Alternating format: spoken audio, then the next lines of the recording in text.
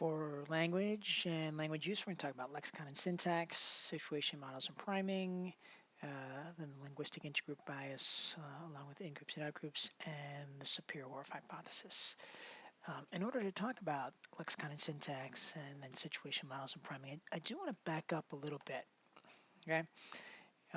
Because this is an important part of this process of how we use language, beginning with this idea of having common ground, right? So for example, if I say that the president tweeted 16 times about Russia over the weekend, I'm assuming that you have a lot of knowledge that I also share, right? And so you'll know that when I say president, I'm talking about President Trump, not President Rondeau of the College of DuPage. When I say tweet, I'm talking about Twitter instead of him being a bird. When I say about Russia, I assume that you know that there's a Russia investigation going on. And in order for us to communicate with each other, we have to have that common knowledge, and I have to know that you have it. And beyond that, this idea of me saying something and you being able to understand what I intended, and then answering back to me, it requires a lot of coordination, this idea of conversational coordination. And it even happens through the way we use, the particular parts of speech, okay? So, for example, as we start to talk to each other, we'll start to match our lexicon. That is the choices of words that we use. Okay, so for example, suppose we're talking about furniture. Okay, some people use the word couch, other people use the word sofa. Okay, if I start talking to you and I call it a sofa, you might answer back and also call it a sofa, right? So we're coordinating that by choosing the same lexicon, right? The same different types of words. The same thing for syntax, the way that we form our sentences, right? So suppose I start speaking in the passive voice, okay? Instead of saying John hit the ball, I say the ball was hit by John. You might start answering back in the same way, using passive voice as well. And again, so the idea is that as we kind of mimic each other a little bit, we're coordinating our language. The more similarly we speak in terms of word choice, in terms of the way our sentences are structured, it helps us to organize the content of that conversation in such a way that we're going to have basically the same thing in mind. And that's the idea of situation models. All right, so situation models. When we're having a conversation, the president tweeted 16 times about Russia over the weekend, right? We have mental representations of all the actors involved, President Trump, all the events that lead up to it, how much he tweets in general, again, the thing about the whole Russia investigation, and that mental representation gets built during the conversation, right? So if I add to it a piece of information that said that, yeah, actually it turns out he even tied the school shooting last year to one of those tweets, you now add to that situation model the idea of last week's school shooting, and that mental representation again gets built as we are conversing, right?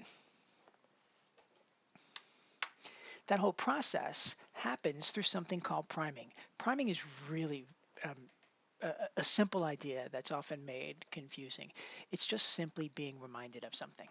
Okay, so anytime something makes you think of something else, that's an example of priming. You're driving down the street and you pass a bank, and that makes you think, oh wait, I have a check I need to deposit. That's an example of priming. Okay.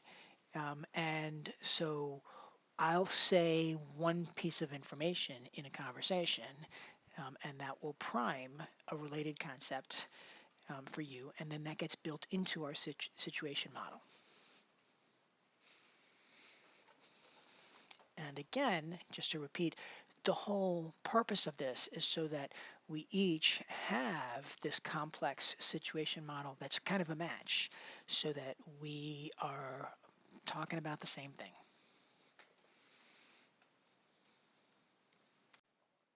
Okay, so let's move on and talk about the linguistic intergroup bias and in-groups and out-groups. And here I will start by pointing out one of the key things that language apparently does for us, and that is it helps us to kind of establish and maintain in-groups and out-groups. Okay, so for example, I told you in the last lecture I do CrossFit. Okay, so if I go to one of my CrossFit friends and I say, "Boy, that Dave Castro, what a jerk he is," okay, um, we have sort of a secret code here. He knows who Dave Castro is. Dave Castro is the guy who makes up those CrossFit Open workouts, and they're really, really hard workouts. Everybody complains about them. They hate him, and that becomes a bond between me and other CrossFitters, right? That's how we create an group of people who are alike in some way. Okay. There are tons and tons of effects, tons and tons of social psychology research on the importance of in-group and out-groups. Okay, but for the purposes of talking about this now, all you need to realize is, look, we categorize the world, the social world, roughly into people like us, our in-group, and people not like us, our out-group. And lots of research shows, basically, that we like members of our in-group and we dislike members of our out-group. Okay? So the linguistic intergroup bias is a technique that we use without even realizing it, okay? Without even realizing it, that helps us with that process of liking members of our in-group and disliking members of our out-group. Okay? Here's how it works. Right? And this is hard to do because you can't see me, okay? Because I usually do this in class moving around, okay? This part of the linguistic intergroup bias has to do with the way we use different parts of speech to indicate whether something is permanent or temporary. Different parts of speech, nouns, adjectives, and verbs. Okay? We use nouns to indicate something that is permanent. I'm a man. Yesterday I was a man. 2 years ago I was a man. 20 years ago I was a man. 20 years from now I'll be a man, right? Noun indicates something permanent. Verbs, on the other hand, indicate something temporary. You can't see me, but right now I'm walking back and forth. I'm pacing, okay? When I stop, I'm not pacing anymore, right? So pacing, the verb, indicates something temporary. Adjectives can fall somewhere in the middle, but they're often used also to indicate things that are permanent. Okay, I'm thin, right? And I was thin last week, last year, I'll be thin next year, etc. Okay, so now let's take those two ideas. We have an in-group, and we want to like that in-group. We have an out-group, we want to dislike that out-group. Let's use different parts of speech to indicate whether something is temporary or permanent to help that process along, to make us like our in-group and dislike our out-group. Suppose you are watching a member of your out-group doing something bad. Right? They just walked past a homeless person and they kicked that homeless person. You want to think of that as something permanent. So you're going to use a noun or an adjective to describe that. Oh, what a horrible person he is. What if that person from your out group does something nice. He gives that homeless person $10. You want to think of that as temporary. So you'll use a noun. You'll use a verb to describe it. Oh, look, he's giving that homeless person $10. If we're talking about somebody from our in-group, it's the reverse. If we see somebody from our in-group doing something bad, we want to think of that as temporary. So we will tend to use verbs to describe that. Oh, look, he just kicked that homeless person. If it's somebody from our in-group and they're doing something good, we want to think of that as permanent. So we'll use adjectives and nouns. Oh, look, what a kind soul he is. He just gave that, when he gave that homeless person $10. Now, you might have understood perfectly what I just told you about the linguistic intergroup bias, but then you get to question 13 on the quiz and you're like, wow, I still can't answer it. I confess, this actually is a tricky question. It's not the type of question that I would ask you on an exam unless I ask it as a repeat, right? So you might see it because you've already seen it on the quiz. But if you look at the question, I'll give you a second to remind yourself of what it is, what it says. All right, you'd say, well, it looks like they might say all of those things, right? But you have to realize, well, this is a question not about what you think the person would do. It's a question about the linguistic intergroup bias, and it's simply about the use of parts of speech, okay? So if you've got a Chicago Bears fan looking at a Green Bay Packer fan doing something good, he wants to think of that as temporary, so he's going to use verbs to do that, okay? And the clearest example of that is the Packers fan is the Packers fan is helping that other spectator, okay? Nothing more than just a verb saying, here's a temporary activity. He's helping the other spectator.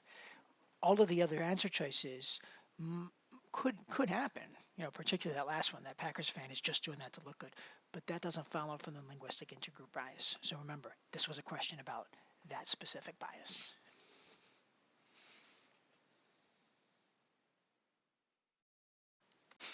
And finally, let's talk about the Sapir-Whorf hypothesis for a few minutes.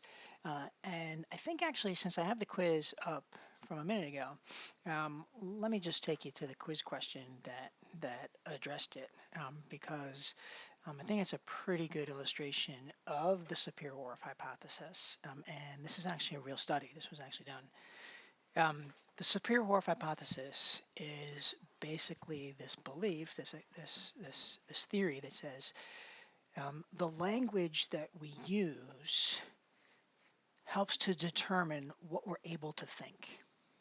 Okay, so the idea that, hey, if you don't have a word for something, it's hard to even think that. Okay, and although a strong version of the Sapir-Whorf hypothesis is clearly not true, right? We can certainly have thoughts that don't have corresponding words. There is a version of it that appears to be correct, in that if we don't have words for something, we have a difficult time thinking about it. So you look at this tribe of people in the rainforest, in the Amazon rainforest. They have 3 number words in their language: 1, 2, and more. Okay, so if you hold out 10 rocks in one hand and 15 rocks in the other hand, and you ask them which hand has more rocks, they actually can't do it. They have a very difficult time with that because they don't have the words 10 and 15, so that they can't count them and see that they're different. They just have the word more, and so anything that's more than 2 just looks like more. Okay. So anytime we have this situation where the language seems to help determine the thoughts that we're able to have. For example, in Russian, there is a word for a kind of sadness that we don't have a corresponding word in English. And there's research that seems to suggest that we don't experience that kind of sadness to the degree, at least, that people in Russia do.